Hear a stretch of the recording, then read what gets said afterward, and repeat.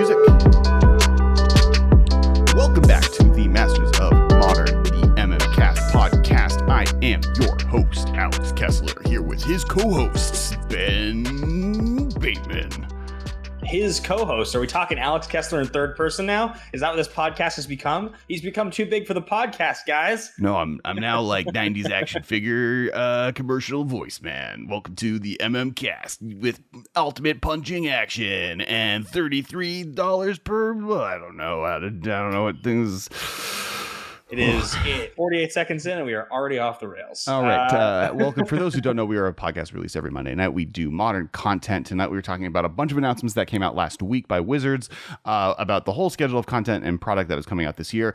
Our thoughts on it, what we think it means for modern, and all of the things involving the year 2022 and the end of 2021. It's been a long year. We're on our path. But hello and welcome to the podcast. Yeah, welcome, guys. It's been definitely kind of a wild year. It's fun to be getting back into a place where we can now consistently, with our vaccinated friends, go play Magic, which I've been really enjoying doing. And I just reorganized my Magic closet. And I'll tell you one of my favorite things that happens to me sometimes, and I wonder if the same thing happens to you, where you go to do a quick reorganization and you come across a little pocket and you're like, oh yeah, I remember when I opened those packs. Crazy, I have this card. Or like, oh, that's right, I bought this and just like planned to do something with it and never did. And here it is. It's like, it's a really exciting find. I definitely think that my brain forgets about Magic purchases pretty often. They just, they're not laid out on a table all the time. And because when we play and we do like online stuff, I'm so willing to proxy. I found 4 things today while I was going through my stuff that I was like, oh, I like recently proxied this. This is great. I'm so happy I have this card. I'll throw this in the deck. Right. And so, yeah, it's been an interesting year of like purchasing and like, what do you own? And for you, especially where you like definitely, well, that's like the weird thing about Magic always, right? Like when you're like, oh, I have like 50 Serum Visions from when I used to draft that set that were all garbage at the time because they were worse than other options that were available, but now they are worth $10 each. Or like, yeah, like gut shots, or like being a $5 uncommon at a time it was worth 5 cents. So you like forget that it's in a box, or you like I unproxied my cube, or we used my like uncommon cube because it wasn't worth very much when we were proxying battle bosses, and like I unproxied it because I like wanted to see what was in it. It was like, oh, there's like $20 uncommons that like when we sleeve this up were worthless, but now because like 10 years late, 5 years later, it's become like an expensive uncommon that you have to be able to find. I actually think it's one of probably the coolest things about Magic's secondary economy that I appreciate so much is that if you consistently buy Magic cards, if you draft, if you buy boxes, if you buy singles even, and you just sit on your collection, you'll know the big cards because like you probably paid a lot for them. They're probably still worth a lot of money. But everything mid-tier and below is so volatile over time. It's very hard to sell out unless you sell everything you own. If you just sell your expensive stuff because you like need money, you'll probably over time find that there's just stuff sitting around that's worth $10, $15, $30. I told you I was looking through the other day, like an uncommons box, and I was like, carpet of flowers. I was like, this has been in this box for like 9 years. Is this worth something? And it's like $30, right? Right. Just like, I just have one of those in a box that I like have never even looked twice at. Right. Or like Amulet of Vigor, right? Like that card it was worthless forever because it didn't do anything. And then it became everyone realized like, oh, wait, it's powerful. Yeah, it's definitely one of the coolest things about it. But as you mentioned, it's definitely a lot of fun getting back to it. And a lot of sets have been coming out. A tremendous number of announcements, new product, all kinds of cool things. And so the last few weeks we've been talking about banning stuff, unbanning, the possibility of what a no ban list modern would look like. Could a temporary ban list exist? And then a whole bunch of stuff happened this last week. Really cool announcements, big announcements, and we just have a lot of stuff to break down tonight on the show. But before we get into that, we've been doing a new tradition, and it's about hitting that like button. But you don't have to. We're just going to trick you into it, and that's with trivia. So basically, we're going to ask you a question, and if you get it right, and you're going to comment below your answer before we finish, and then Ben's going to try and give his best answer, and then you are going to see if you got it right as I give you the correct answer. And if you get it right, you don't have to do anything. If you want to hit the like button, that's great. We appreciate it. But if you get it wrong, you have to hit the like button. Just like that's the bet we're making between us and you right now against your will. And the trivia question for tonight is, In what year did Modern become a legal format, Benjamin? What year did Modern become a legal format? Yeah, Okay. yeah, This plays to my strengths. I tend to be pretty good at years. I moved to Los Angeles in 2009. I started playing Magic in an environment where I met you and our friend Eric in 2010. I was playing Modern within a year of that. So the question is if it was legalized in 2010, 11, or 12. 12 seems a little late. It's possible that Fall Pro Tour, it wasn't a legal format yet, but they ran it as a format for the Pro Tour before they legalized it. I'll bet you it's 2011. That would be, my gut tells me it's 2011 Fall. Is that your final answer? I think my final answer is 2011. That is correct. It was 2011. It is the 10-year anniversary right now of Modern. Next month will be that Pro Tour. 10 years. Yeah. This is a 10-year-old format. I know. Are we doing a 10-year anniversary of Modern next month? I imagine we probably are. That seems like we'll do episode. Yeah, we'll do like a whole 10. Yeah, for sure. It'll also be like our 7th year anniversary, like something also wild. Yeah, we've done this podcast for a long time. Yeah. I've spent more hours on this podcast with you than I probably spent doing lots of things in my life that are very important to me, would be my guess. Yeah, that's fair. This podcast is very important. I've spent more time on this podcast in the last 7 years than exercising in the last 15 years. It's a good metric, and it's something you should be proud of. I don't think that's true. But yeah, so that's the answer. So if you got it right, congratulations. You don't have to hit the like button, but you can. But if you got it wrong, I'm sorry. You're now obligated. You got to hit that. You should have known better. You should have known it's the 10-year. Everyone was talking about it was the 10-year anniversary all over the internet like 3 weeks ago. So you should have remembered. I'm sorry, but you have to hit the like button. All right. And by the way, the answer, well, I guess we said it. The answer was green. Thank you for everyone who got it right. Congratulations. The good job on knowing it was the angel. I will say, I do think it's possible to get a green angel in Innistrad this year. Really quickly, if you don't want a big picture, even if you're a patron, down below there's a TCG player link. If you click on it, TCG player just remembers you sent us. You don't have to buy anything right now. Just clicking on the link allows them to remember that we are the ones that sent you their way. And if you buy something from TCG player in the future, which is a great place to buy cards, they'll help us out. So you just doesn't cost you anything. They just remember that you came from us, and it helps us out. So definitely check that link below. It's a big help to the podcast as well. All right. Speaking of Innistrad, that's what's coming up next. That's the first thing. But basically what happened is there's a big show. Joe and Jimmy, both friends of the cast, were kind of hosted this big reveal of a bunch of different content. It's super exciting. Now, one thing I do have an ask, and this is kind of something that was a big response, because there was kind of this weird vibe during the announcement that was half negative, half positive. And I think the negative was a little bit of this idea of product fatigue. And it's kind of an interesting thing because at the moment, we're actually at one of the largest gaps where there isn't really a product release happening in a long time. But as this is happening, we're getting the hype for Innistrad going on. But all of this is on schedule, right? If this was 5 years ago, we'd be at Comic-Con. Mark Rosewater, and we would have been at Comic-Con 3 weeks ago, and Mark Rosewater and Doug Bayer would be doing a panel where they would be breaking down all of the world building for Innistrad. And then a week from now, we would be going to PAX, and they would doing their big PAX party, their big reveal, and that's when they would have revealed all of the main mechanics. That's when I was there for the Eldrazi one. They revealed all of the lands, et cetera, et cetera. So we're kind of sitting in that world where this is when they're supposed to be building hype. But with the quantity of releases and the quantity of release scheduled, and especially for content creators where it's there was a period of time that it felt like our podcast became the product review show. And to the extent a few years ago, yeah, we did a lot of them, yeah. We kind of celebrated that we only did one episode of reviews for Magic and Magic in the Forgotten Realms. So do you feel that fatigue? Do you feel like there's a product fatigue for you, or do you feel like how do you kind of see this product release schedule and how it affects you? I think what's interesting about the product release schedule is that it really relates to different types of players very differently. I would consider myself on the pretty high end of awareness and somebody who plays and buys product, or at the very least, buys the product and interacts with the product. I look at every spoiler, right? I'm aware of every single card that comes out.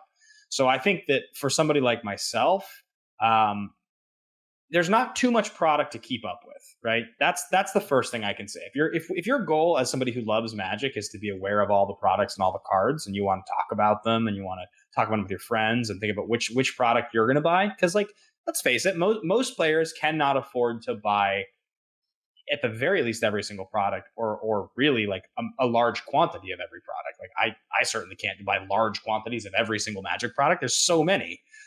So you look at the products as they come out, you get excited about them. You want to react to the design and the packaging. You want to react to the new cards.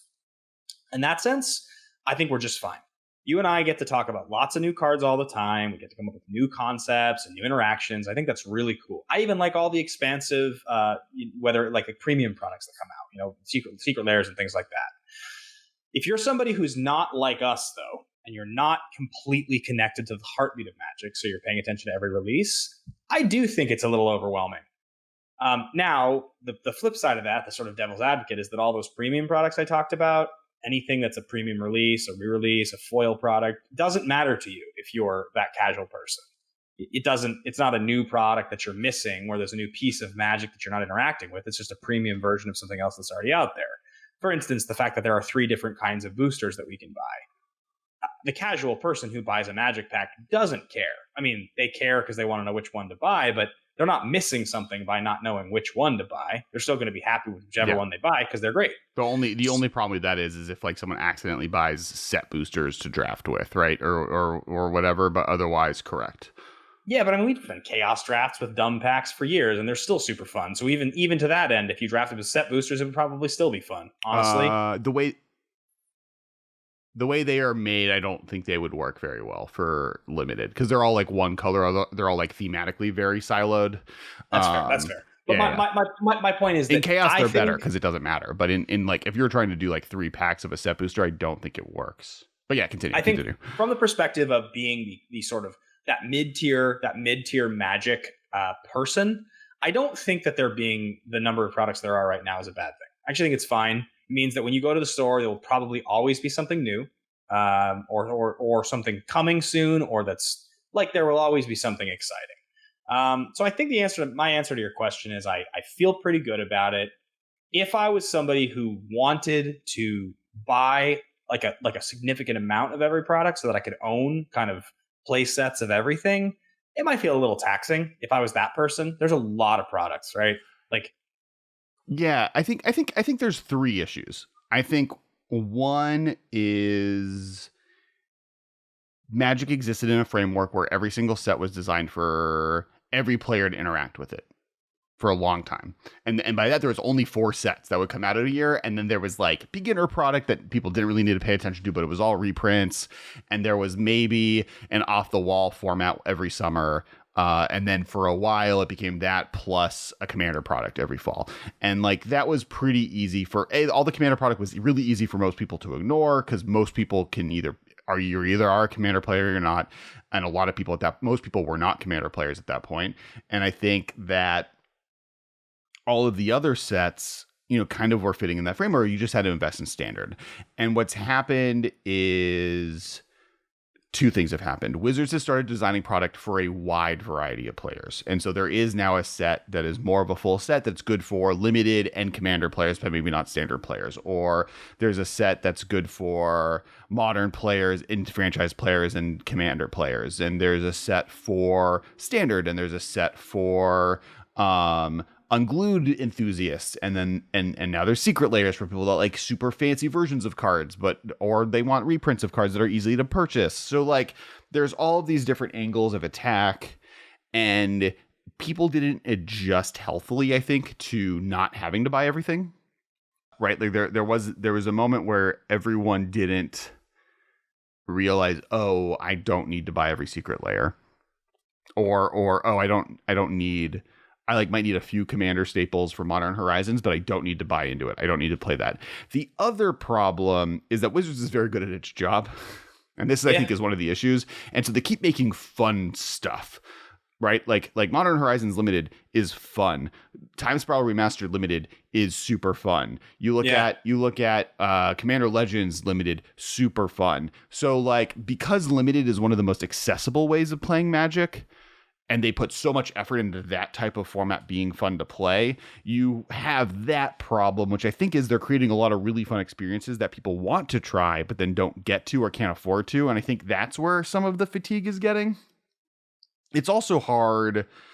I think the Commander sets coming out and previewing alongside the sets that they're attached to, and Ben spilling his drink all over himself. It wasn't spilling. It was that the coaster stayed attached and then fell off. So that's what I'm actually going to propose. I think they should detach, like Ben detached his coaster from his drink, or was unable to, but maybe should do before picking up his glass.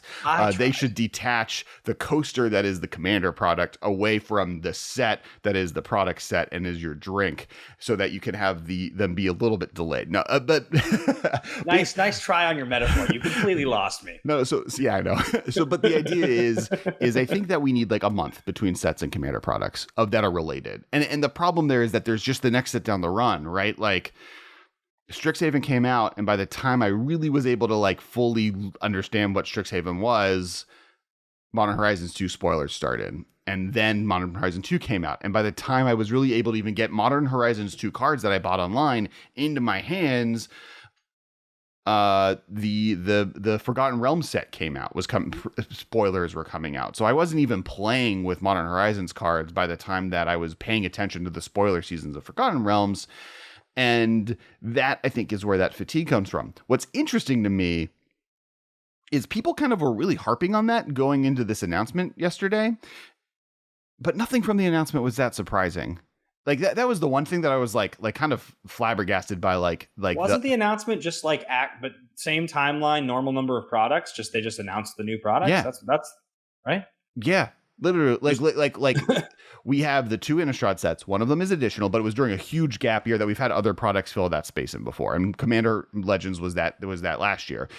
Then they announced the like double feature packs, which are going to be a limited release drafting format that is a bunch of new artwork, but it's all of it's both packs combined. It's both sets. So you can do all, because like it's basically you realize, you know what a lot of people are going to try doing? They're going to try drafting Innistrad block. Why don't we just sell packs that are that, right? So it's basically they're releasing Innistrad remastered, essentially. Innistrad Returned number 3 remastered, just to give that limited experience and make it flatter, I think, because otherwise you'd have to weight it one way or the other. And they feel like they've like tried that and realized that was unfun, so they had to come up with a solution. Then they were going to Kamigawa for Kamigawa Neon Dynasty. There's a lot of trepidation on like how Wizards is going to handle the cultural issues, but they've said a lot of the right things in that they've been dealing with a lot of people of Japanese descent. They're dealing with a lot of people that like as consultants in that world to help make sure they didn't do anything that would maybe be problematic. And then on the other interesting, go ahead. Sorry, I'll speak on that in a moment. Keep going. Yeah. And then on the other hand, it ends up being like, this was leaked a year ago. We like had a moment where like the Neon Dynasty, Kamigawa Neon Dynasty was caught in the trademark registration. And then on top of that, they sent out a questionnaire that got leaked to the public that had artwork and character descriptions talking about characters on this plane with the name being mentioned. So like we knew this set was coming out. I think what's so interesting about the Kamigawa thing, and it's kind of a symptom actually very similar to something you're familiar with, which is the prequels in Star Wars. When a certain generation grows up with something that is great to them, even if that thing is largely hated, and let's be honest here, if you're going to go through the list of top 5 most hated Magic sets of all time, Kamigawa is in the top 5. It is in its time, it was a despised set. I hated that set. I was not a fan. I've never been a fan. Mm-hmm. Over the years, people have talked about more and more and more and more how much their memory of playing it was fond, how much they enjoy it. The rap on it has changed over the years, right? Slowly but surely, people have started to sort of adopt it. It shows up in reprint sets in certain areas. I think there's also 3. Sorry, I think there's been 3 recontextualizations of Kamigawa block. One is it had a major power down because of what was mirrored in block. That was like an issue. 2, legendary as a thing matters in Magic in a significantly different way as it did then, right? Yeah. Because like back then, legendary was a drawback, and that is all it was. Now it's like the most popular form of Magic heavily relies on that as the key feature of the mechanic of the format, that mechanic. And because of that, there's just been a bunch of more legendary tribal printed content. But yeah, continue with what you're saying. So my point is to say, I think we all knew, even me who was not a fan of that set, there were certainly parts of Kamigawa that I loved. I think I probably loved the same parts that a lot of people loved, honestly. I think that ninjas were really cool. I actually had some fondness for snakes. I do think the concept of Splice onto Arcane as a general idea is pretty cool. I think it was, pretty narrow, so it was hard to sort of get beyond it when that set came out. As the years passed, it always felt like a very hyper-specific thing to that set. But now as we look back, it's like that set came out in like 2004 or something like that. Or yeah, I think 2005 maybe. Like it's been 15 years plus since it came out. So all of the people who were kids and were getting into Magic in their early teens, they're like my age now. They're our age. They have a whole memory of Magic if they played that long that like remembers it in a way, the same way that you remember and I remember watching The Phantom Menace in a theater, even though that movie, the worst parts are trash. The worst parts are awful. But the whole memory of the sequel trilogy is that actually now when I look back at the experience of those movies coming out and the hype surrounding and Darth Maul and the characters, like I love those movies. I don't think they're as good as the original trilogy, but like I find something like absolutely redeemable about 1 and 3 100%. And if I watch 2 a lot of times, I'd probably find something there also. I just don't like that movie. But I love 3. Like Sith is great. I love that movie, even though I know it's not that good.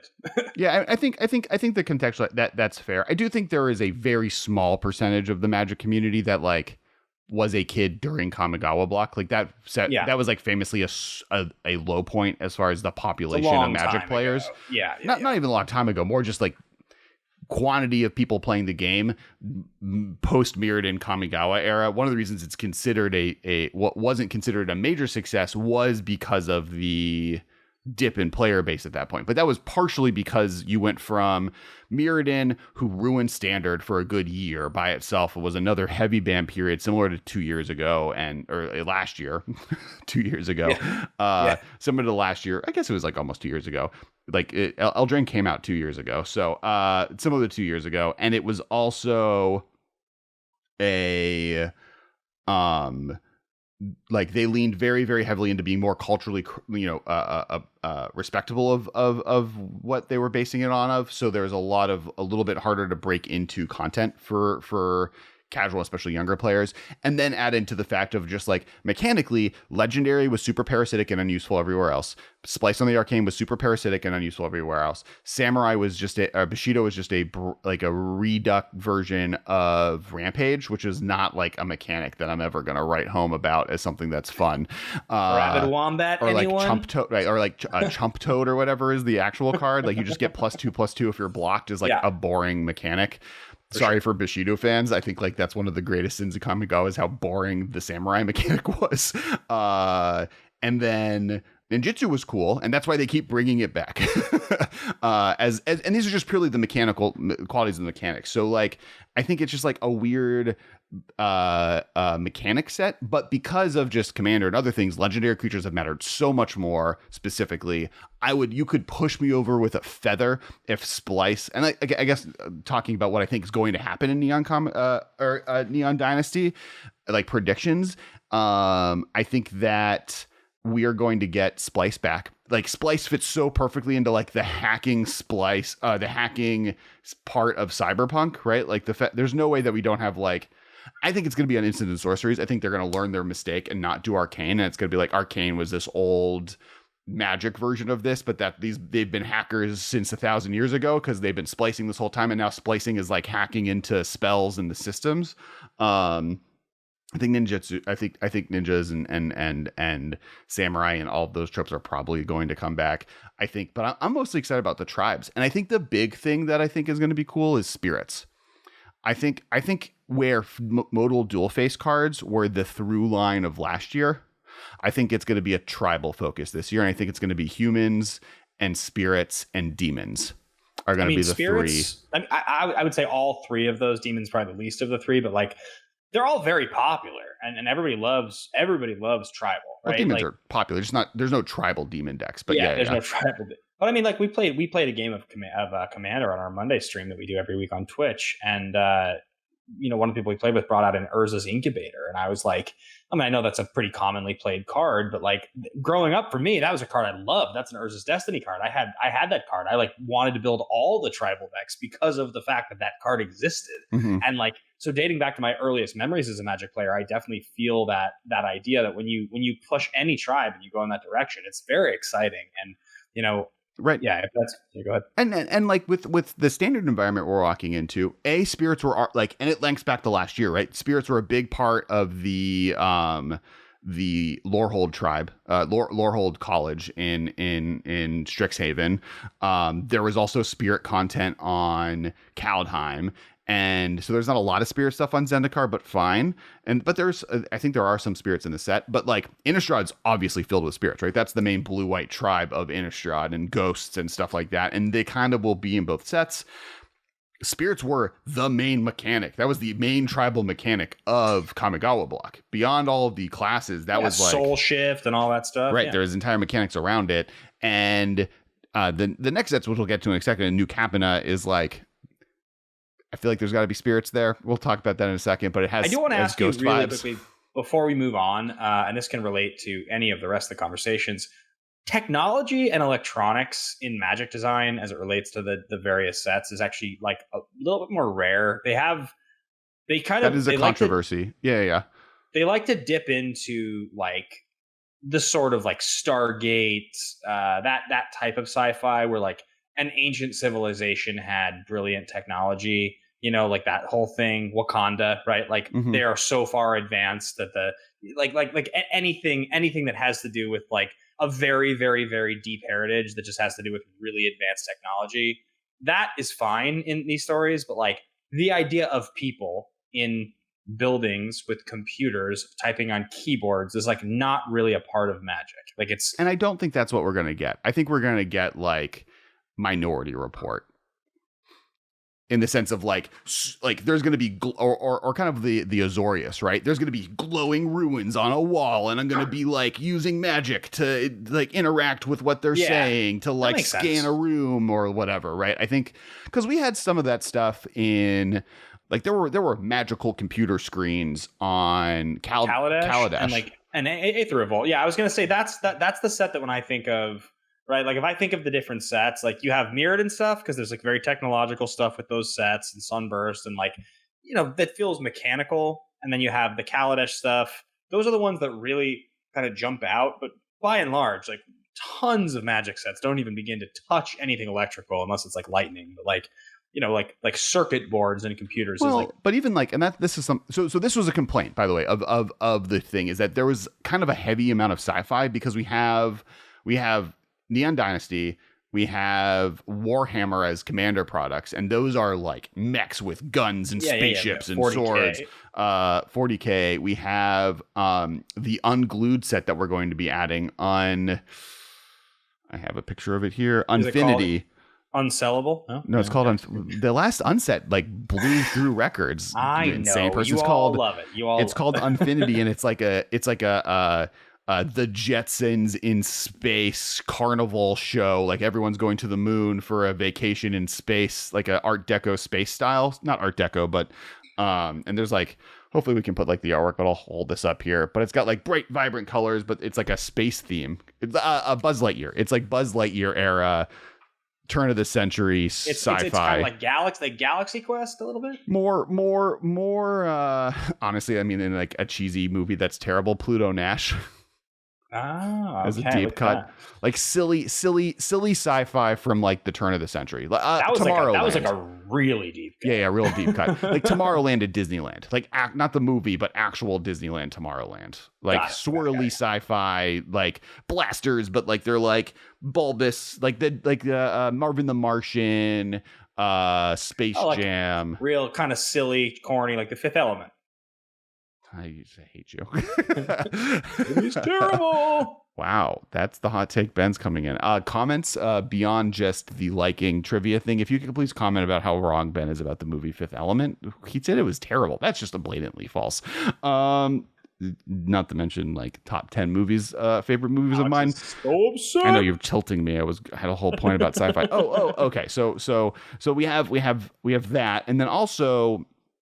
the Fortnite thing, which we'll get into towards the end of this episode, of them releasing, a secret lair with Fortnite characters on it, not to mention Street Fighter is the other one. So like there is this kind of vibe of like, did they add space and sci-fi to Magic? And I think from my perspective, none of this crosses the line too thoroughly.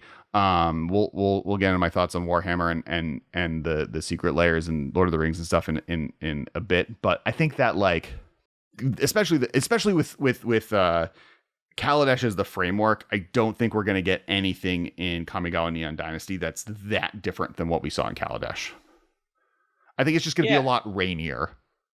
It's going to be like the color palette of Blade Runner, but I mean, yeah, Neon Dynasty definitely looks, it looks a lot like the two Blade Runner movies for sure. And that genre, I believe actually that genre does belong in Magic. I think it's probably, I would say of all of the things about Neon Dynasty that I'm the most excited about, that's probably the number one. Is like, it's a genre and a color palette and a vibe that I really like. Mm-hmm. So it feels fun, the idea of having iconic Magic cards come from that I'll be able to play, years from now going forward. Where like, if you go back to the very beginnings of Magic, it's hilarious that we would just say this. It's basically just Dungeons and Dragons, right? Like the original, like Lightning Bolt and Fireball and all those things, and worms and dragons and angels.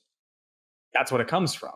So the fact that we recently actually had a D&D set is sort of hilarious. But I do think as we continue to talk through the different expansions, we voiced I think it was a year or 2 years ago, we talked about different franchises that we wanted to see in Magic. We had a whole conversation about it. And I know, some of the ones we've talked about are going to show up. But like, so in saying all that, like I do think it's interesting now as we talk more and more about this. Are you at all worried? Are you at all worried about the identity of Magic starting to sort of fold into the larger identity of these IPs being the focus? Because for a month, let's say for a month because right now with so many sets coming out, month, 2 months, that will be the focus, right? That's kind of how it's been with adventures. Like we've been in D&D world, and like we will be in Lord of the Rings world, we'll be in Warhammer world, less so because it's not a standard set, but like, so yes are and you no. all worried about that identity of Magic sort of folding into like, let's just talk Gandalf? That's more important than Magic the Gathering. Yeah, yes and no. So with the Magic, with the Lord of the Rings set, Warhammer, Street Fighter, etc., I kind of want to have a whole conversation about that after we go through some of the other sets, but we can jump in a little bit now. The release of it's going to be closer to Modern Horizons 2. I don't think like the focus on Modern Horizons 2 and the past of Magic or randomly no story, real relationship to what was going on really derailed what was going on in the rest of the world. D&D more so because it was like in the standard set position, but I think that it was more of a it's going to be more of a detour, more of like a fun like side thing, as much of like a Commander product releases, or like did Battle Bond derail the brand of Magic, us going to like Stadium World for a month? I don't think so. I have no familiarity as an IP pop culture person. Like it doesn't. You could tell me we're going to the ruins of Aztec ruins, to the snow. It doesn't matter, right? Like whatever you tell me that the Magic set is, if it's like a new thing that you're creating as Magic, I'm like, we're talking about that, even if it's similar to something that exists. But if you Strixhaven, for instance, which is similar, but if you tell me Dungeons and Dragons, this thing that you're not that familiar with, is coming out, then all of a sudden I feel like, okay, I can invest or I can choose not to invest. And there are people who did not grow up with Lord of the Rings who are going to buy the set and say, I did not care. Don't watch these movies. I don't know about them. But remember, it's more in the position of Modern Horizons 2. It's being released as a Modern Horizons 3. In fact, like it's going to be released into, all the cards in it are going to be legal in Modern. That's like the big announcement we did get yesterday. But you don't have to buy it. It's not a standard set. It's non-standard. It's not going to be released in the same way that standard was. If people are interested in Lord of the Rings and want to go into it, they can get it. But it's not a part. It's like an additional. It's as a part of Magic, and you have to buy packs as much as you had to buy Conspiracy or Battle Bond or Commander Legends, which is to say you don't. Now, those cards will be legal in formats, right? You can play them in Modern. You can play them in things. But the focus of the story of Magic or the brand of Magic, to me, all this does is bring new players in. Now, because I think that's what Dungeons and Dragons did for the last 3 months. I think that's worse. I think way more people know what the hell is going on. And most people know who Gandalf is. No one knows who Lilith is. I don't, and I know. Yeah, but so like in terms of, and this is 100% subjective, right? Like I am purely talking from personal experience as a 33, but projecting as a 45-year-old man.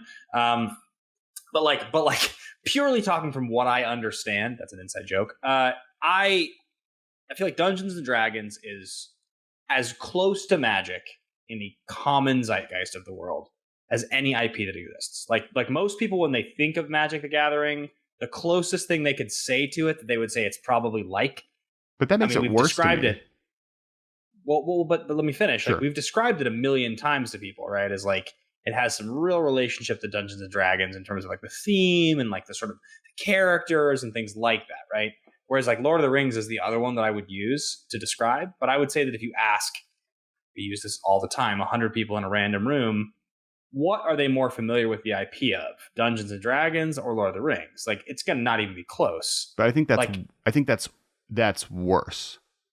I think the fact that Dungeons and Dragons is so close to Magic makes the brand more muddled than Lord of the Rings does, because, and it's kind of like the Godzilla cards, right? There's no part of me that's like, oh, that Mothra card is a Magic card. It's like, oh no, that's a different character that has a cool skin on it. And when Gandalf comes out, I'm never going to be like, oh, is Gandalf in Magic now? Can I like travel to Middle Earth as a Magic player? Or is this just like a cool skin that's within the game system?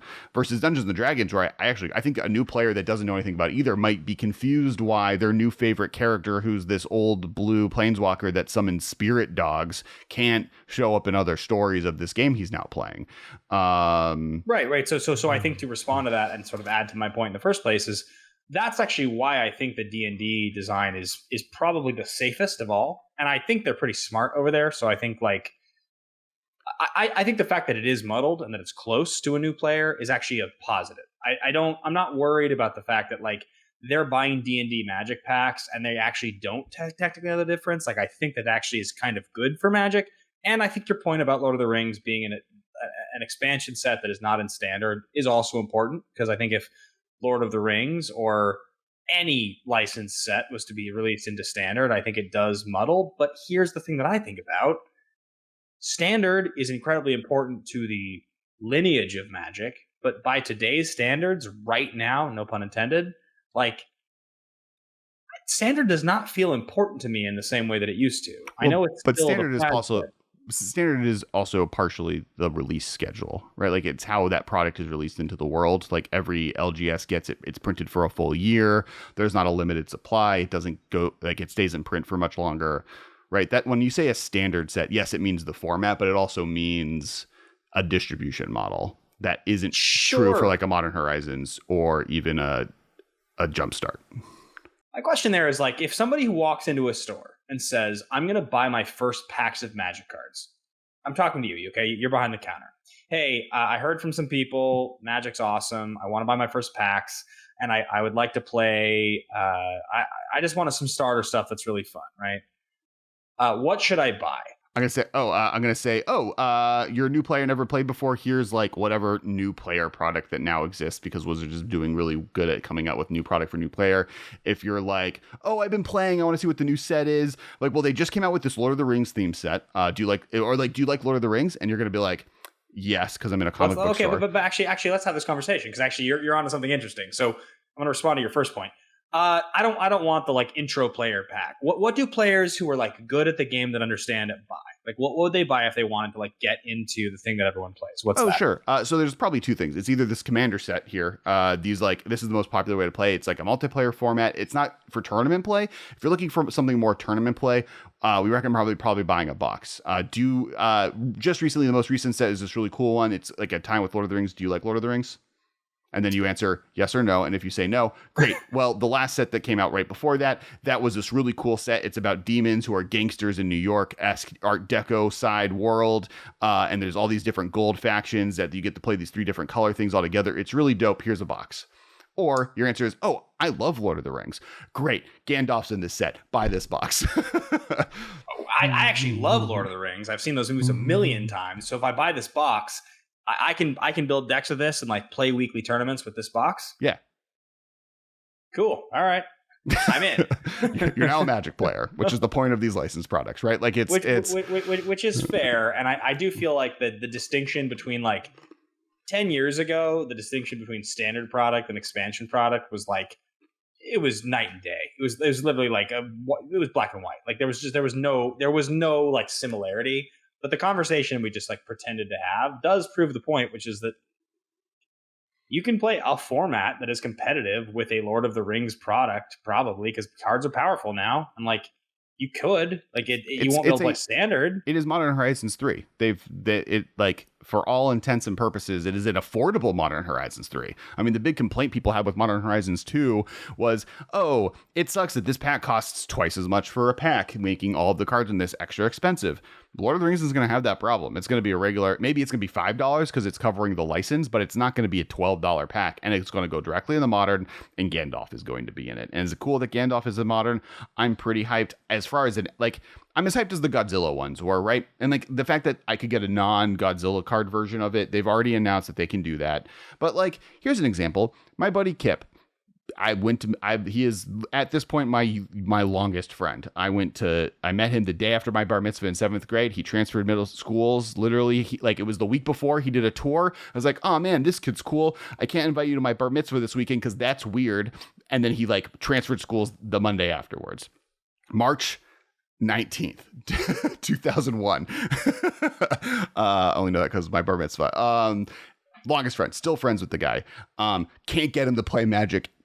Have not been able to get him to play Magic to save my life. I've tried. Cool guy too, very amenable. Like, yeah. I feel like I would be able to. Yeah, works seems at Saucy, like he would play. And he likes nerd stuff, right? Like has Evangelion statues and is like major into fighting games. Which is the point, because for the very first time, he's like, oh, wait, maybe I do want to get into Magic. And that's because they announced that there was going to be a Street Fighter Secret Lair and Street Fighter characters going to be in Magic. And now he's like, oh, wait, you can have Street Fighters in this game? And so, like, that's the point of these sets, right? Is that, like, and Lord of the Rings is an easy one. Lord of the Rings is, to your point about Dungeons and Dragons, if you were to pick one property outside of the Wizards of the Coast ecosystem that is the most similar to Magic, it's Lord of the Rings. Half of the tropes of Magic the Gathering and all of the tropes of Dungeons and Dragons come from Lord of the Rings. I mean, I have said forever, when you describe Magic to someone, the classic pitch is, well, the gameplay is like checkers but meets chess, and then the thematic sort of idea like that goes with that is kind of like Lord of the Rings characters that move like that. Mm-hmm. That's like, I've described that like 100,000 times. So like, yeah, for sure, I do think it's interesting that the conversation that we had as our fake patron and behind the counter guy is essentially saying, yes, you can buy this product and be competitive with people in tournaments. And I'm telling you to do that because Modern is the format, not Standard. And you can, with a straight face, say that. Like, that's actually a totally fine thing to promote you to do. Whereas, like, we talked about this, but like, it's the 10-year anniversary of Modern this year. Before Modern, I would never, like, in the extended days, you would not have felt comfortable telling a new player, hey, go play that format that's relevant for 3 months. And then no one wants anything to do with it. Like, sure, you could not say that to a new player, right? Sure, that's Modern true. has the cred now, 10 years later. It's basically Commander's the number one if you're going to recommend them a non-standard format, and then it's Modern. Those are the two. Like, if you'd start with Commander, and you said it in your pitch. Yeah, I think Limited and Standard still exist in that ecosystem. I think those are still the 4 key pillars of Magic, right? Is Limited, Standard, Modern, and Commander. And like, to your point, back in those extended days, they would say play Legacy, right? Because Dual Lands were $35 to $40, not $400 to $10,000. So it's a little bit of a different framework than it is now. But I do think, of course, Modern's super popular, right? There's a reason that, like, there was such an appetite for this stuff to come back, and why our podcast exists to this day for the fandom is just like people are really hyped by this format. And it is kind of the easiest way to just like find shelter in Magic, right? Because you don't, even though powerful stuff makes it feel like cards are rotating, there's still a ton of staples and lands that are still playable to this day.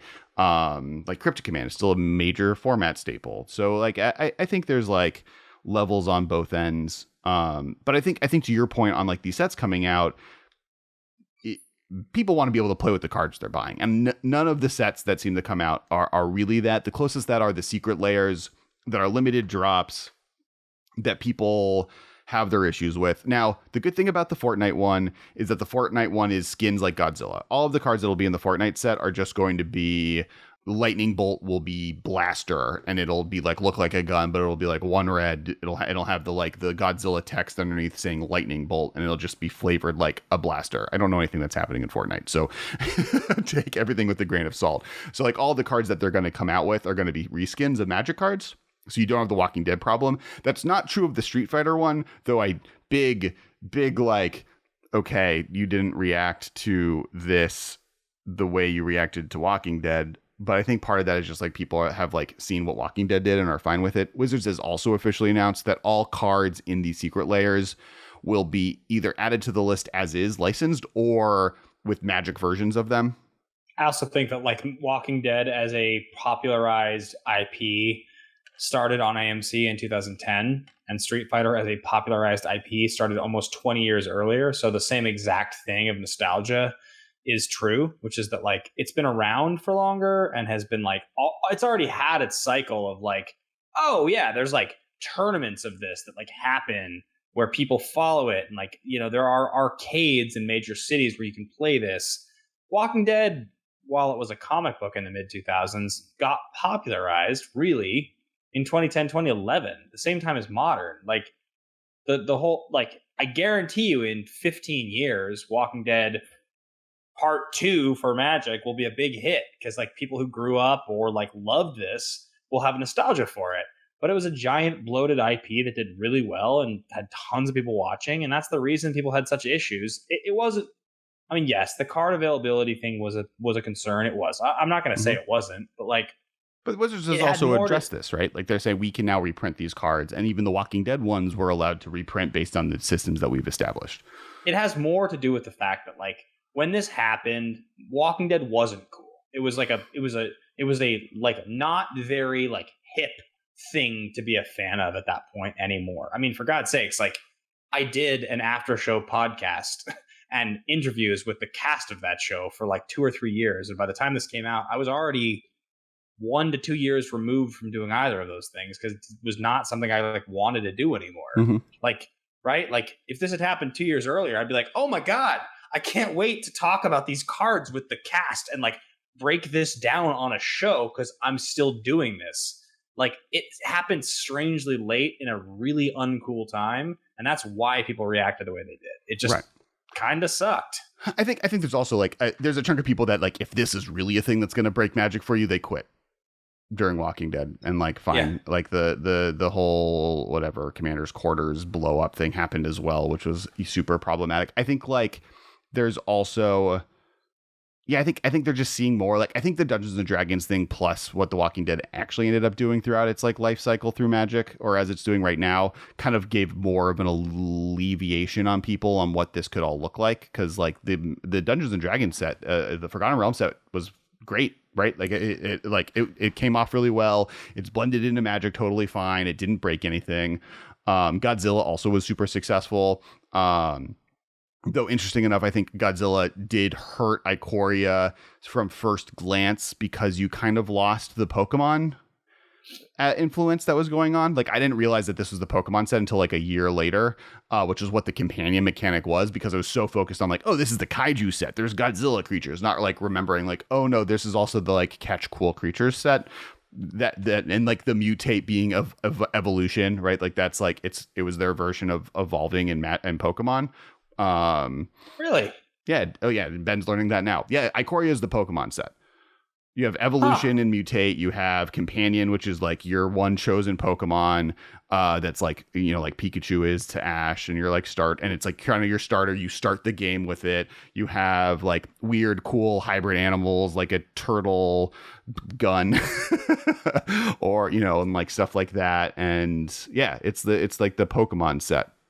I guess it kind of makes more sense now that I think about it. You have a lot of really cute little things that are like not very powerful that you like want to turn into cooler, bigger things. Like even like the green 1/1 for 2 that like gets a +1/+1 every time you evolve, right? Like, or not evolve, you mutate. Like even that like represents like a small, adorable Pokemon who like becomes does a big something every dragon time thing. you do something.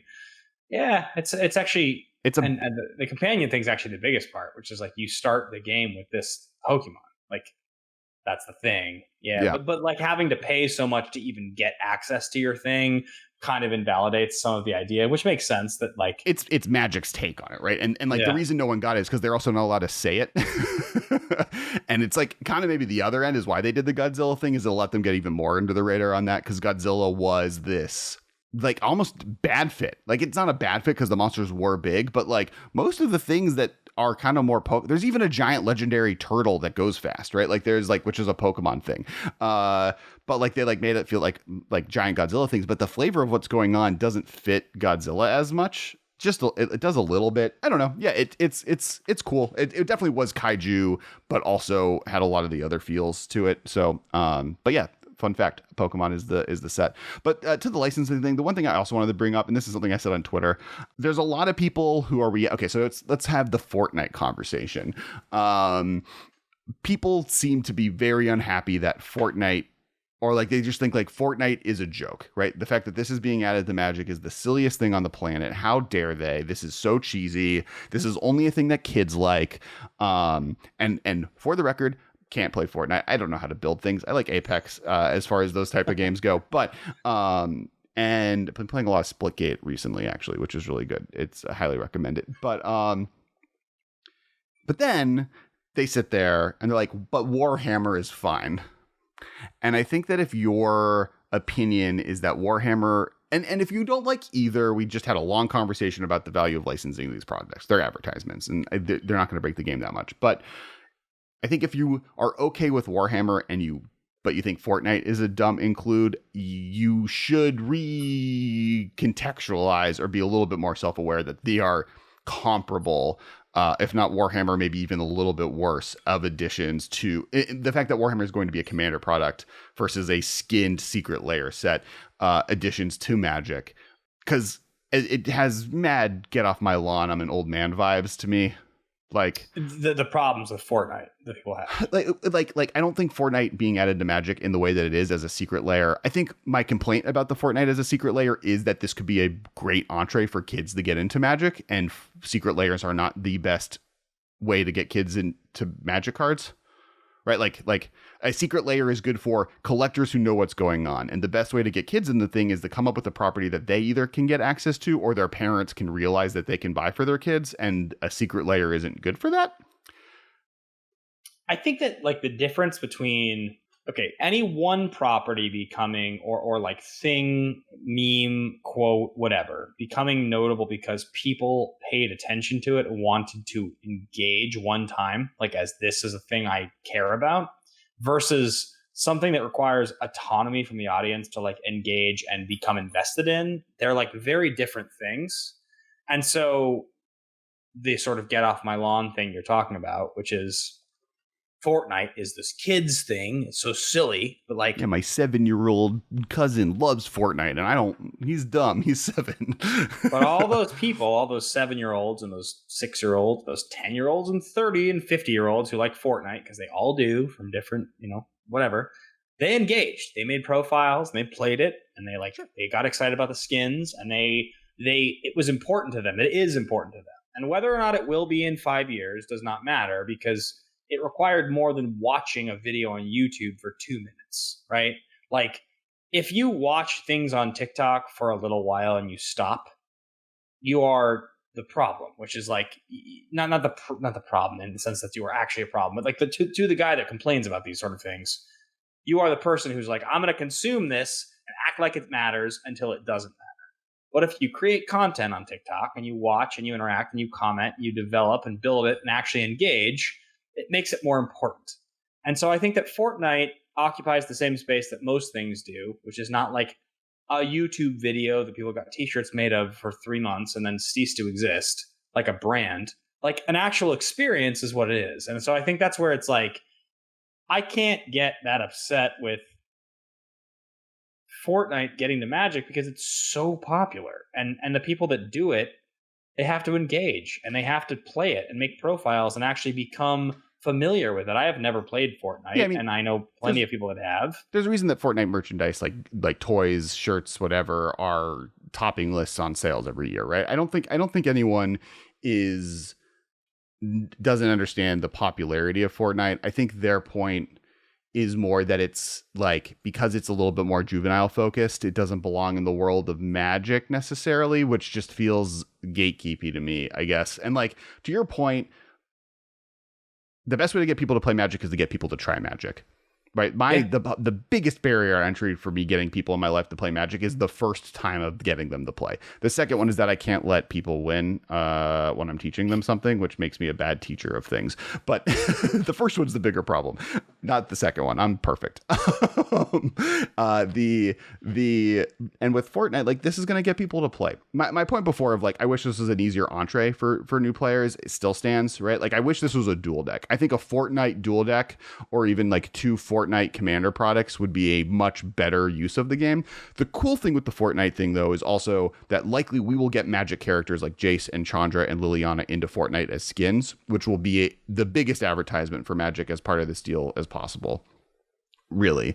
And I guess my point is that like Warhammer is just as like big guns and sci-fi and a genre mix from Magic, other than the fact that it's like super serious, I guess, as a intro to Magic, versus Fortnite, which is a little bit more jokey, but both of them are guns. Both of them appeal to an audience bringing it in. And if I were to pick one of those two things, and my goal was to make Magic as popular as possible, which has always been my goal from the beginning of content. But from the moment that me and Craig said in IHOP parking lot, said, let's make Magic cool by making top decking, like, Fortnite's going to do way more of it. There are 350 million users of Fortnite. There are, I think, maximum 1 million total players of Warhammer on a yearly basis. So like, that's the population of the United States versus 1 million, like the population of Kansas. I feel like when you talk about what we are talking about with Fortnite, like, the juvenile nature and that criticism is a valid one, because I definitely actually think that as a person who loves the things I love and wants those things to be kept, I guess on some level, not pure, because it's wrong. Because I don't care if new people, I'm not a gatekeeper. If new people want to get into the things I love, that's fine. But like, I want there to be integrity in the things I like. I don't want them to feel like they are deluded by just like, sure, I'll be like a passerby for a second and then not care about your important thing. Like, I do have that in me, and I think most people do, of the things they love. That's fine. But like, Fortnite was decided to be made as an expansion product where, as you mentioned, it's a purely additional product. Like, I buy the secret lairs that I want to buy. That's what I do, because they're cards that exist, and it's awesome to have cool versions. And if somebody in Fortnite wants to have an awesome version of their favorite character as a Magic card, good for them. I would love to have them play Magic. I would love to have them have that sleeved up. That's exciting for me. If I sat down across the table and they were like, yeah, I just got in, check this out, like, I played Fortnite and like I ordered this and I think it looks really cool and I wanted to learn, I would be like, dude, I am so happy to play against you. Like, legitimately, anyone I sat down across the table from that said that to me, I would be so inclusive and just like, oh my God, I've loved this game since I was a little kid, and something you did and the company that I pay money to got you to do this, and you're excited to show me the thing you paid money for. Congratulations. Sure. For finding the greatest game ever. Well, right? and that's the thing with it, right? You don't need to play with those cards. I think like one of the problems with Magic, I guess, in this world is that I'm just trying to see every angle, is you don't get to choose what your opponent is doing, right? So if I hate Fortnite for whatever reason, and like Fortnite is on the scale of things is not the top end. If I hate Fortnite, like Walking Dead was a good example of this, right? Like, there are things in Walking Dead that are problematic. I hate Walking Dead. I'm getting into the persona. And you sit and I play a game of Magic, and you sit across from me in a Legacy tournament, and you like are like Rick into Glenn. I'm like, well, now I don't have a choice but to play against you and have to interact with it. I guess that's an argument, but a lot of these things aren't in that space. There's a lot of Rule Zero conversations that are available in the Commander tables, which is the largest place that this is seeing play. B, there's other stuff like in Magic already that is at that level, and I think that like let your opponents enjoy what they're enjoying. You don't have to deal with what their cards are. And I think if you're going to get tilted by that, that's going to have to be something you deal with than forcing your opponent to do something different. For me, the line is that when you create a product as Wizards of the Coast that fundamentally alters the rules of the game in like a problematic way that I don't like, and then you also tie it to an IP, I'm going to definitely focus on and target that IP. But that does not happen. That is not what this is. These announcements are not that. Like, these announcements are just different products that are available, that are legal in different formats, that reflect the IPs you guys want to work with. And you have my goodwill, because for 25 plus years, you have made great cards, and you have convinced me through your releases, those cards will be forever. Like, whether it's going from one old border style to a new border style, or whether it is going from you could play 50 copies of a card in 1993 to you could play 4 copies in 1993, whatever your rule changes and your updates that you've done, they've kept me engaged this whole time. I love them. My entire closet is full of Magic cards. I love them to my core. Until you truly do me wrong in a way that I feel like ruins the game, you have earned my respect. And I would encourage any single person listening to the show who has any criticisms or concerns or questions about the licensed products to do the exact same thing. It's just they don't like do this. I feel like they don't do this stuff being like, we'll just see what happens. Hopefully people like it. I feel like they're pretty aware of what we're going to like and not like. And every once in a while, there's like a little bit of like, just like some rough stuff. But most of the time, they have a pretty good sense of it. So I'm excited about these products on the whole. And my initial question to you, I know like 25 minutes ago that started this whole conversation was, am I worried? Are you worried about Magic feeling like these IPs rather than Magic? I'm more worried about Magic. I'm not worried about Magic. I don't care about the IPs coming. That my like answer to your question, and now we've talked about all the license stuff, which we got into it, so we can get to the next stuff. And I'll end here on this. Is I don't think that the integrity of the Magic brand or story is hurt. In fact, I think it is helped by bringing these other brands and the players that might be gravitated towards them into the fold. I do think that the Magic story basically going to the wayside and not existing anymore, and the direction that was going in does hurt the brand. I think that there could be more of a buildup, but that even with the announcement of the new TV show with Brandon Roth starring Gideon is a pretty strong indication that there is plans to expand the Magic story, and figuring out what that looks like is going to be really interesting. So my question to you on that is like, well, the Brothers War was one of the announcements. And skipping ahead. Let's talk about the New York Gangster Shard set for a second. All right. God damn. Just keeps jumping the gun. I need to get him an outline. We're talking about new Capenna. This is the third set. This will be the spring set. This is in the Strixhaven spot. And when we were talking about like no surprises, even this wasn't that surprising to me in the sense that like we probably were going to get a new plane. It was probably going to be a vibe that we haven't seen before. That seems to be once a year. We're getting a return set. And then that, it's stars Ob Nixilis. Ob Nixilis is the face of the set. We know that it's going to be a 3-color faction-based set. Most people are predicting it's going to be a shards-based set because we haven't had one since Alara block, really. And we just got one that was the enemy-colored one. So looking at Naya, Jund, Grixis, etc., each of those 3 colors will be centered around a demon-led gangster family.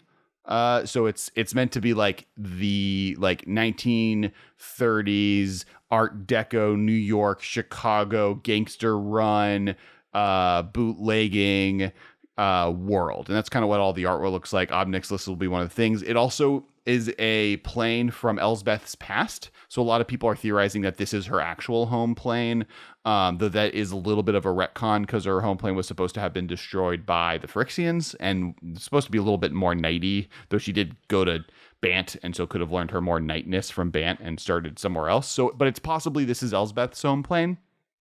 But she's going to be in it. We know Ob Nixilis is on it because he's the face of the set. He looks great in a big pinstripe suit. Literally, the pants are like pinstriped. And yeah, that's going to be the third set for the year. Thoughts on new Capenna? Yeah, I mean, I think when you talk about the idea of New Capenna and like sort of the pinstripe suit, the big IP that I think we all love, and so many of you guys who are listening to this probably love that relates to this is the Batman animated series. I think that the early part of that century, 20s and 30s, that really relates the imagery is that. I think I agree probably of with that. all the things that I haven't seen that take. That's like a really great take that this is going to be very Dark Knight. Or yeah, keep going. Love that. Yeah, I think when you talk about that era of design, the art, that sort of Art Deco, like that's probably the most commonly referenced in pop culture in a major way. Bruce Timm had a real love affair with that stuff. You just have that old technology, pocket watches and Tommy guns and big recognizable shapes, dark shadows. It's very cool. It's very sexy. It's a really, really fun design. I've always loved it. And another, I think, a great fit for Magic that like hadn't been done before. I think that's really cool. I think that style of artwork is like going to be really cool. It's going to be interesting because it feels like we're going to like 4 planes of nighttime in a row. Because we're going to Innistrad, and we're going to Innistrad, which is like 75% of the cards take place in darkness. We're going to Kamigawa Neon Dynasty, but like famously most cyberpunk stuff like takes place in like dark alleyways and darkness with neon signs. Mostly just at nighttime. At nighttime, there is no such thing as like that genre in the daytime. Right? It's only night. And then we're going to like gangster Art Deco, Roaring 20s, New York, Chicago, which is like ran by demons. So that's another like, and that's what I was kind of saying, ghosts and demons being this like through run, because Kamigawa also famously has a bunch of like cool legendary demons, right? Because there's like all of the demon spirits like Kagamaru and I'm just reading off random ones I'm looking at. There's a bunch of demons on the set, right? That's like a big part of the Kamigawa world. Obviously, Innistrad's filled with demons after the Hell Vault was opened, and now we have Demon Plane. So and then I feel like ghosts, that Art Deco style does have ghost vibes, right? That's kind of like the Ghostbusters. Like all the buildings the Ghostbusters were in were buildings from this era and had that ghost vibe as well, right? That's kind of where my head was going. Yeah, I think that's a pretty interesting reference. It definitely feels like you're talking about, Ghostbusters is 84, so like the era that they're probably focusing on is, it's at least 80s, but it's getting back to like 70s and earlier architecture. So I think that just by default that you're correct in that. Well, no, like because Ghostbusters takes place in 80s New York, but a lot of the buildings they're going to are the Art Deco style libraries and buildings from the 1930s that were originally built in New York during that era. That's only. For sure, yeah. Why that I think your reference there is totally correct, and I think them trying to sort of find that classic, beautiful through line is definitely something that happens in the Ghostbusters and probably a lot of different movies from that era, but definitely Ghostbusters. That's a huge focus. Like you have buildings that just kind of feel and look like the Empire State Building. You want everything to have shapes and lines and shadow and light and all that. I'm interested to see how they translate demons to the black mana shards, right? Like the way like it was really interesting to see how they did dragons in not Jeskai because that's red, but in Abzan and Sultai, where it was like no red. What does a non-red looking dragon feel like? And that's a little easier, I think. In demons, we've very, very few, if any, non-black colored demons. I'm going to look it up. This could be a trivia question for the future. But I think that with the idea of this design, that Art Deco thing you're talking about, the thing that really stands out to me is that the reason the Batman animated series design worked so well was that it would take really grimy, really dark, and kind of violent characters and themes and reduce them to a much more two-dimensional kind of digestible story, which you could still tell if you were a kid, like these people were not who you wanted to interact with, right? Like they were still dangerous people and they were dark, but it made it much more like sort of kid friendly. And I think that works very well in the same way. If you're going to go with that theme, that you can have like a really kind of grimy crime lord exist on a Magic card as a character if it's just, very beautiful and 2 or 3 color sort of sharp edges, like you can get a lot out of the design without actually having to go into any kind of literal, really upsetting material. Well, sure. I guess more like demons are so inherently like I feel like demons are more inherently black mana focused than dragons or angels are white, and like I think they fit more perfectly in that. The one other color is red. We've gotten red demons.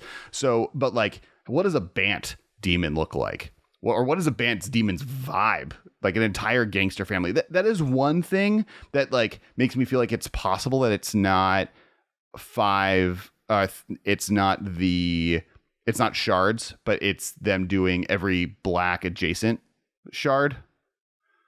I feel like if you're talking demons, black is the demon color. Correct. Black red is super friendly. That's demons all the way, right? Yeah, there's seen a lot of the only color that has a monocolored demon that's not black is red. So black red. So then black red blue, a Grixis demon, that feels realistic. Mm-hmm. Black red white, a Mardu demon, that seems totally realistic. Black red green, a Jund demon, totally realistic. Sure. I think those could absolutely happen, right? And so then what? Black red. Sure. The thing is that everyone's theorizing that it's going to be the shards, right? So it's going to be Naya, Bant. Naya and Bant are the hard ones. That was all 3. I just named. They all seem totally realistic. Yeah. There's you missed. So you have Salt-Eye Demon, Mardu Demon, whatever. Yes, sure. Yes, all the ones with black make total sense, right? It's when you do Bant or Naya. Naya maybe like you could do like more of a bestial, kind of like, or even like, but like Bant, you basically are gonna have to come up with like good guy demons for Bant.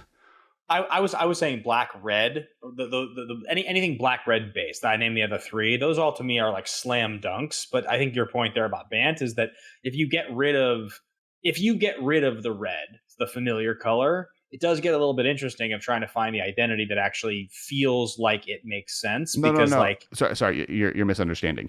The understanding we have right now, and it is not confirmed, is that they're going to be similar to Ikoria having the wedge colors. So the enemy color 3 color combos. This will be the Alara based colors. So it'll be the 5 different shards, meaning that there will have to be a demon family. If that were to be true, that is Bant. And there will have to be a demon family that will be red, green, white, which means it won't have black.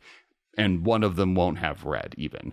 And what does that look like? Not and a Bant demon. And like, how do you do that? And so like what you're saying is it's possible that the way they get around that is they don't do that. They do only black adjacent families or black and or red. The problem there is it becomes really weirdly balanced towards black. And when they've done that in the past, the set's weird.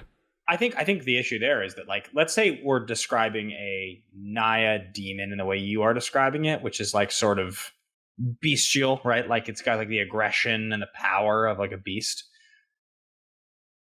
Where is that coming from? Is it like because like when I think about it in terms of magic colors, I'm like, that feels like it has to come from black, right? Like that, or I guess Bant is more important because it has no black or red. Like a Bant demon, I'm like, okay, that green heavy, like very like aggressive teeth, big, just like wants to crush things and kill and eat things. Like that's demonic, except that.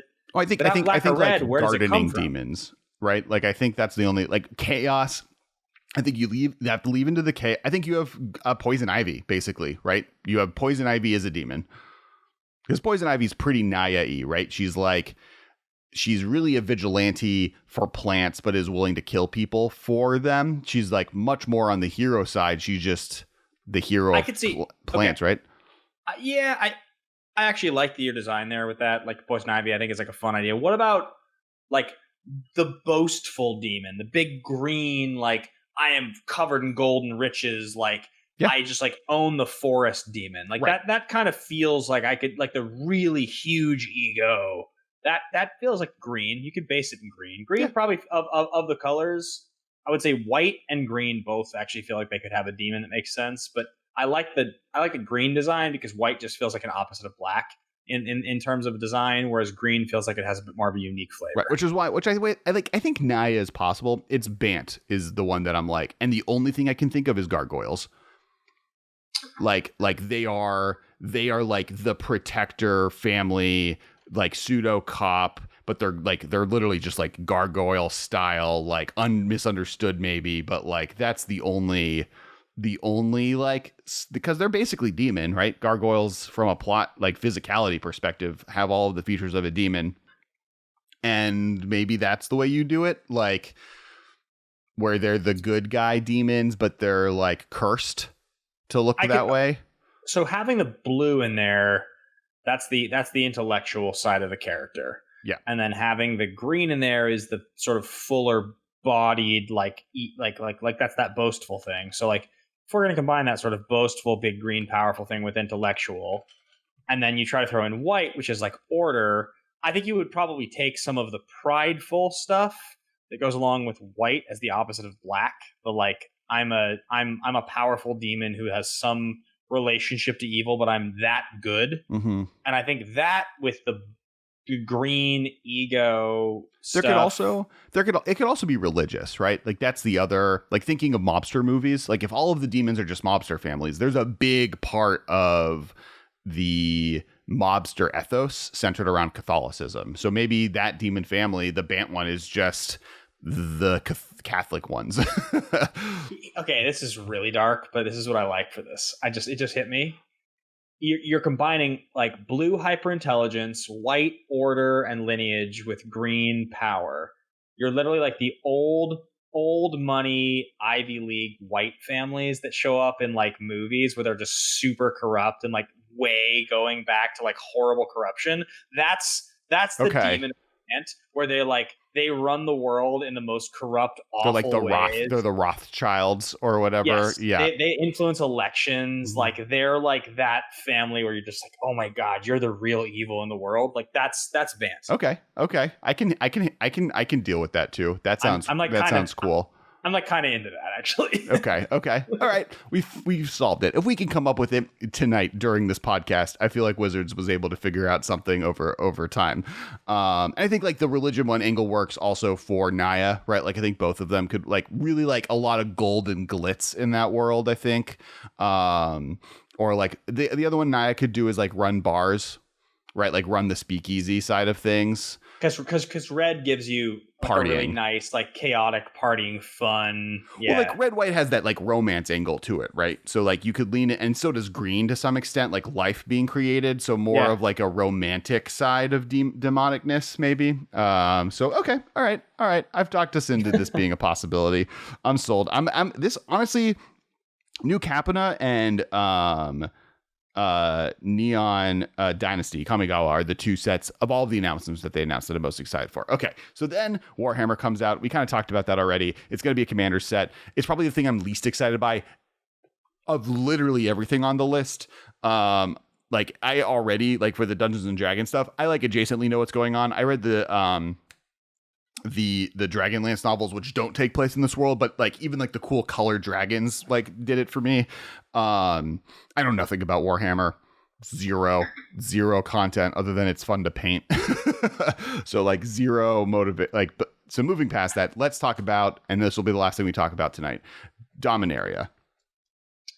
Right. So here's the first thing I thought when I saw the Dominaria announcement was like, we're going back again. I thought like the first one was already like, this is novel. We're going back to like your original memory of doing all this stuff, but we're going back, and I was like, well, I guess it's been 4 years. Probably been 4 years. Like I can't believe when I think about the IP and how long it's been. It always the same thing happens to me every single time where they're like, we're going back to something, and I'll go, that just happened. And so it's the first Strixhaven, Ikoria, War of the Spark, Dominaria. So yeah, it's been 4.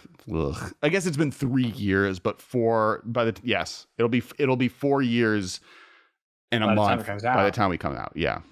It's crazy to me. Like 4 years is a long time. Like that is going to college for people. So like when we go back to one of these sets, I loved Dominaria. It's actually one of the sets I can remember coming out in the last little while that like felt the most Magic on theme, like really fun. Like I really liked the design. It did not feel gimmicky at all. It felt exactly like the history of the game, and that makes sense because it obviously had reference to like a lot of old sets. But yeah, so I'm pretty excited to go back to Dominaria. only concern, though, is that now that we've opened it up to familiar IP and similar IP, like Strixhaven would be similar and familiar would be like D&D, does returning to Dominaria feel in some ways like it's redundant? Like it's not, at this point, going back is not necessary because that was already going back to like 10 plus years of Magic. To a few things. One, no, from a story perspective, right? Like I think Dominaria, like as the story continues, we're getting the next. I think we're working towards New Phyrexia. A return. I think we are in the middle of the New Phyrexia arc, right? Where we were before we were in the Nicol Bolas arc, and before that we were in the Eldrazi arc. I think we're in the midst of it, and I think that the last couple of years have been setting up a few key players and setting up some future arcs. But Elsbeth was saved. Tybalt was doing messed up stuff that like got Vorniclux out of reminding us of the Phyrexians. Even Strixhaven was introducing. I think Strixhaven was introducing future villains with like this like evil Gatewatch thing that they were setting up. But you're getting all these different pieces to get us back there, and I think we're gonna find out like Elsbeth is going to continue being in the spotlight, kind of replacing Gideon as one of the main characters. That's where we're going to go to. New Capenna. I keep wanting to call it New Caprica, which is the prequel series and part of Battlestar Galactica, like where everyone's from in that show. It's New Capenna. And that's going to be Elsbeth focused again, bringing in the spotlight. And then we're going to go to Dominaria. And that's what Dominaria, the last time we were Dominaria, it was the end of Elsbeth series, and it was previewing Karn trying to find solutions to Phyrexia. And I think to speak towards its popularity, the last Dominaria set was an extraordinarily popular set. And there's a reason that the 3 times since they've moved towards the no blocks exist model, we've had 3 different moments where we've revisited a set sequentially. And it's Ravnica, which led to War of the Spark. It's going to be Innistrad this year. And then next year it's going to be Dominaria, because we're doing Dominaria. And then we're doing a flashback thing showing the history of the Brothers' War and the introduction of Phyrexia on Dominaria. And I think Wait. Dominaria and the Brothers' War are separate sets? Yeah. What? Yeah. I thought that was the same set. No. We're doing Dominaria instead of the core set, like what we just did. And then the Brothers' War is going to be what Innistrad is. It's the fall set. It's what. Yeah. Oh goodness. Okay, so your Dominaria is setting up like classic stuff. Yeah, I think the reason they're doing the Brothers' War is A, because we've never seen it, and B, because there's going to be relevant stuff to how Phyrexia was formed and Urza and what was going on that they want to bring back to the plot and bring back to the focus of the plot to then be a part of the destruction of Phyrexia and the fight to save New Phyrexia by the end of 2023. Is my theory. It could be 2024. It could be like that's that step, and then we're gonna do. I would like another loss at New Phyrexia, but they might feel like we've already done that, and that's why they're doing the Brothers' War story, because like we do. I would like more than just one set on Mirrodin New Phyrexia, but we'll see what we get. But yes, I think that's the beginning of this. I think we're gonna go to Dominaria. I think it's even possible that Dominaria is going to have that set story end with a portal to New Phyrexia opening on the planet, and then we're going to cut to a prequel. So I do, yeah. Just to quickly preface on because Ben doesn't know anything about Magic Story, just as like brief thing to go into it, because we'll learn more about it by that year. But the Brothers' War was the kind of the prequel to Alpha.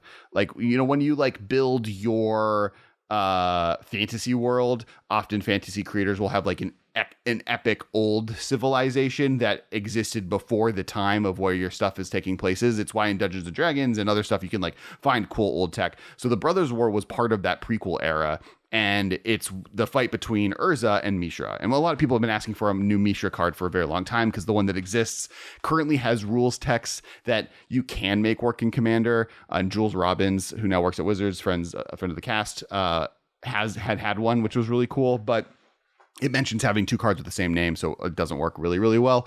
But Urza and Mishra, brothers, they fight each other. Their war is what created the Ice Age that is the set Ice Age in the original Magic. And like there was hints at what was going on there with like Urza's sunglasses or Urza's glasses or whatever. And then it also is like kind of the origin of the Thrawn technology, like which is like Thrawn Dynamo and Thrawn Incubator and all that stuff is a part of that as well. And it's also the origin of the Phyrexians, because Yawgmoth is a part of this as well. So all of this is tied in together. And we're going to get to see that in a modern framework of storytelling and card design, which is going to be really cool. But and I think so. The first Dominaria, I think, is going to set up like maybe the Weatherlight gets portal technology and can now travel again between planes, and they fix it. And now we get Joyra everywhere, and Tappy is going to dress up as Joyra on every plane, and she's going to have a great time. I was totally convinced that it was Urza and Karn. I actually Mishra, even though I like had Mishra, I have the card you are referencing. I love that card. Like I did not think Mishra was the key piece. I was confused. I was convinced that Urza was the Karn is the legacy weapon, which was actually the other trivia question I had lined up for today's thing. But Karn was parts of the legacy weapon. So Karn was like a Chewbacca character that was created that Urza created. He's like a part, and then him plus a bunch of other pieces combine to create the legacy weapon, which was the original weapon designed to destroy the Phyrexians. So he's like and that's why he's been like charged with, and that was why it was like epic that he then became the god of the Phyrexians on New Phyrexia, because he like Planar walked there and had oil leaking from him from his first time defeating him, and then is now like focusing on trying to come up with a new weapon that can defeat them. And that's what the plot of the first set on Dominaria was. It was Liliana killing her fourth and final demon to free herself from her demon contract, and it was Karn being like, hey Joyra, let's figure out how to destroy these Phyrexians. The third one was it was Gideon getting the Black Blade because he thought it could kill Nicol Bolas. It doesn't. Interesting. That was a red herring, but it was kind of a little bit of a mess of a like story. It was like a bunch of little loose ends, but us going back is a focus on it being popular, and then us going back to the past is kind of to be able to recreate that. And I think it's going to be relevant storytelling is basically, I think, what we're going to see. But we're going to get to see the Brothers War. And if you want to talk about, it's weird that Fortnite and Warhammer are being out of the Magic, the Brothers War is wild. There's like full on mech suits and laser cannons and like it's Urza's armor, right? Like Urza's armor is a classic card that like has to do with like that whole like that card from like it's probably from Urza's Saga actually, but like the art's super super cool, but it's like it feels real like mech, you know, like, and there are sky ships and like it's going to be dope. I'm actually really hyped. I hope they do a Weatherlight that is good. Yeah, I've like been disappointed by every printing of the card, the Weatherlight. Well, Skyship Weatherlight is pretty good, right? And the console flagship or whatever, like that card's pretty good too. Console flagship is cool. I like vehicles. I'm saying the card Weatherlight has been the two versions of Weatherlight that we have gotten. I've been very disappointed in both of them. I also think it would be cool to like. I think they should print a commander product where the Weatherlight is literally one of the commanders. Like it like is a vehicle that says this can be your commander. You start with like a giant ship as your commander, and it's like I'm gonna get my giant ship. And if you can get like if you have 5 creatures that don't share a creature type, you can tap them to crew it, and it like if it does damage to a player or you like something to do with portals. Yeah, I don't know. That would be my dream, but we'll see what we get. But yeah, so we're gonna be returning the Dominaria. I guess the last thing we haven't talked about is we did get an announcement. What's cool is what they seem to have been doing have done this year. We're gonna get a new Jumpstart. That's cool. I think it's the best beginner product ever created. So I'm excited for that being just more available. But where the Lord of the Rings set is going to be Modern Horizons 2, the what's it called set is going to be. There's a second Dungeons and Dragons set, Baldur's Gate, that will be the Commander Legends 2. So it's taking the Commander Legends mechanics and everything done in Commander Legends, but setting it in the world of D&D. And that'll be the last thing I think released next year. I'm excited for that. I like partner. I want more partners in my life in general. I would love if Companion was also included in that, to be honest. I think we could use more Companions now that the rule has changed, especially if they're like made for Commander products. And so they're like Legacy Direct and Vintage Direct and don't have to hit Modern. Yeah, that's all I'm hoping for. I don't have a lot of thoughts on that. and this episode is now hitting 2 hours of recording, so I feel like we should end it here. But it's a fairly long discussion, but I mean, I feel like the things we were talking about are pretty awesome. Like in general, there's a lot to talk about. So, any thoughts on the D&D Commander Legends set? I mean, I'm a gigantic fan of Commander Legends. I was literally going through a box of cards earlier today and found my opening of that set. And I also think the D&D set has been pretty cool. And also the people that have been brought into Magic's sphere from that set have been cool. So the likelihood that like a combination of those two things is not awesome is pretty low. I probably feel the same way about it that I felt about our conversation about expansion products at the beginning of the episode, which is like, I'm happy for them. It's one more product for like that average player to just like contend with, but I don't know that actually really upsets that player. I think that player probably just is excited when they do find out about the product, if they find out about that product. Yeah. What is the most surprising thing that they announced for you this year? I would have said Kamigawa, but I think we all sort of knew that was coming. I mean, announced this year, you mentioned at the beginning of the episode, Lord of the Rings was an earlier announcement, but I think honestly, if I go back to like when that was actually announced, probably that's the answer. Like, just because it feels like such a similar, but like very iconic to movies related thing. Mm-hmm. You know, D&D is amazing, but like Lord of the Rings is like one of the most popular movie franchises ever. Like people swear by it. They like live by it. So it having a relationship to Magic and getting more details about that is a pretty big thing. I wouldn't call it surprising. It's just like, as I read more about it and talk more about it, it does feel like we're entering into a world that I guess 5 years ago, I just never thought we would, you know? Mm-hmm. I used to reference it as a piece of reference, like as a piece of context, not as like there will actually just be a Gandalf card. And that's kind of crazy now. Yeah. I think for me, the most surprising thing was the legality directions. Like, I guess it like the product that was a surprise was the Baldur's Gate, the second Dungeons and Dragons, like a Dungeons and Dragons set having so quickly after the first one happened, and it being a Commander Legends set that's happening so quickly after the first one happened, and then them being the same thing. Like all of that, I think was like, oh, I had no idea that was coming. That and like the fact that the Lord of the Rings thing is going to be like a Modern Masters 2 type of thing, where it's going, or Modern Horizons 3, where it's going directly into Modern, I think is interesting. But yeah, that was kind of my big thing. Like a bunch of people were acting yesterday like, oh my God, this is crazy. There's too much product, or this is the sign that the Pro Tour is ending. Like, oh, this is a sign that Magic isn't for me. And I was like, I don't think anything I saw yesterday was like, oh, that's weird. And like on top of that, there were things that were like commitments to old school Magic. The fact that like tournament Magic, like Modern Horizons, the fact that the Lord of the Rings set is being printed in the Modern feels like a commitment to tournament play or paper play. The fact that we're getting the like Dominaria, a Return to Dominaria again, and the Brothers War. Like, I don't know how you're more old. Like, what is a more love letter to old school Magic players? I mean, than I was Brothers confused about the fact that there was two different sets, because like it seems unrealistic considering Magic's current design cycle that you would have both a return to the set that was a return to old Magic anyway. Like that's what Dominaria was. It already started as a return to the thing that Magic used to be before we got creative with all these new things. Mm-hmm. And the Brothers War, which is just part of Dominaria.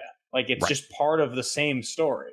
And I think back-to-back announcements. Yeah, and like the world now feels like there's always going to be a November draft set. This year it's Standard Legal with Innistrad. Last year it was Commander Legends. Next year it's going to be Baldur's Gate Commander Legends. There's always been a summer weird product. This year it was Modern Horizons. Next year it's going to be Lord of the Rings. I guess like there is the Unglued set, but the Unglued audience is so specific. We were talking about how you don't need to buy into all of this stuff. Ben won't. And he will lose nothing for never having touched an Unglued card. And that's true for a lot of this product. You don't have to buy the secret layers. You don't have to buy these things. So that's kind of, I think, like the final thought on there is like there's this idea that there's a lot of product fatigue. I don't think there's any, like, yes, it's a continuation from what's going on, and maybe that is untenable, but I think segmenting it even further so that the audience are even wider apart from each other helps there. I think if your complaint was there's too much magic product for me, this year looks like there's a lot of Magic product that you don't have to buy. Yeah, I think so. I think that of everything that got announced that we are talking about this week, there is not a lot of product that feels absolutely 100% essential to any particular Magic player. I think every one of these products has some give in terms of like, what will I buy, which won't I buy, and I think that's a continuation of the strength of most of their last year of release. To be honest, I don't think that like Magic is. I don't think the old idea of every Magic product existing for every Magic player 100% is real anymore. I think like this is if I go to the grocery store and I see, this literally happened to me yesterday, in the Kit Kat section, there's like 9 kinds of Kit Kats. There's like Kit Kat, there's like a king size Kit Kat, there's white chocolate Kit Kat, there's like Big Cat, right? Like I keep going, or Reese's, the same thing. I'm like, I would like to buy 9 candy bars right now, right? I would like to. Number one, I don't really buy candy bars, but like I get hooked. But if I do, I'm not going to buy more than 1, but I would like to buy 9 of them. Sure. By the time I have the same experience of coming back to buy another one, there'll probably be another new one. And you'll have gotten rid of one of the old ones. Yeah. I won't ever get to go to the store and feel good about buying every single one. Like, because things are good in moderation. And like, I don't think that candy bars and Magic sets are exactly equivalent, but like the idea of good product design is just that. It always feels exciting, and it always feels like there is an entire gigantic mountain of things you want to buy. I think buy them all. Yeah, I think a good advice also for content creators, which I don't know a ton don't listen to this, but is you don't have to review every product. I think like that was exhausting, right? And that's exhausting for audiences when like, 50% of the videos that content creators are putting out is just the set reviews of every set that's coming out. That is exhausting. I will agree with that. From the perspective of someone who had to do it, I was so excited when we only had to do one Forgotten Realms set. And I think like that makes life a lot easier. If you just aren't always kind of grinding through that review process. I also think that there is I just like it's not every Magic product is for me, and that's okay. Yep. Like, I agreed. Yeah. And that was true before, right? Like some people didn't like Pirate Plane, some people didn't like Egypt Plane, but they're all standard planes. Now it's just like, if I don't Lord of the Rings, I don't have to buy it. Sometimes my opponents I might have to get some cards for tournament play, but like the other thing is tournament grinders are the people that have cared about the flavor of the world the least. Right? Like literally your eyes glazed over when I tried explaining what was going on with the Brothers War as someone who was excited by the concept at the very beginning of me mentioning that that's what we were doing. I literally tried to explain the Brothers War before you explained it, and I was wrong because like I am that out of touch with like this classic piece of Magic because that's just how Magic works. Like I thought that I knew, but I have not paid attention to it. And it feels like what they announced was a love letter to like every era of Magic, right? We're getting Innistrad, we're getting Kamigawa, we're getting Dominaria Modern and Dominaria like old school 1994 Magic. We're getting Time Spiral Remastered, we're getting Jumpstart, we're getting, Lord of the Rings. Yes, we're getting Commander Legends. Like I think we're just getting all of the stuff. And I think like the best thing for people is maybe finding ways to segment that and not having to jump all in. And like, even with Commander, which is like the most played Eternal format, it's a casual format. You don't have to play with cards from every set. You just don't. Like there's nothing forcing you. Even if you play CDH, the format where like you have to play things, the amount of cards that are going to come out next year that are playable in CDH is not going to be that high. So like, the majority of these cards aren't going to be an issue. I say just enjoy what you like, and if you don't like it, don't buy it. I think that's where we're at in the world, and I'm excited. I think that's actually like a really healthy and really like sound recommendation for anybody who has concerns. And it may be the title of this episode. It's like exactly in the movie Point Break when Brody turns to the camera and this is the point break, and that's the title of the movie. It's Bodie. He does not say that. He doesn't say that. All right. Thank you so much, everyone, for watching. A big shout out to our patrons in general. A special thank you to Patrick Davidson, who is is a noble of House Modern. He has donated to that higher T. Pinkies up. to you, and thank you so much for being a part. And thank you everyone else for being a part of the community. Make sure to check out every Monday night we do a live stream.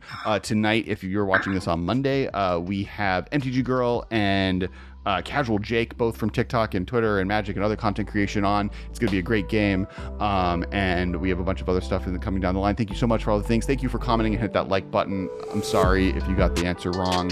10-year anniversary. But if you did get it right and you hit the like button anyways, you're the real MVP. Or like patrons, then you MVPs. Thank you so much for the likes. And we'll talk to all you guys next week. Bye, guys.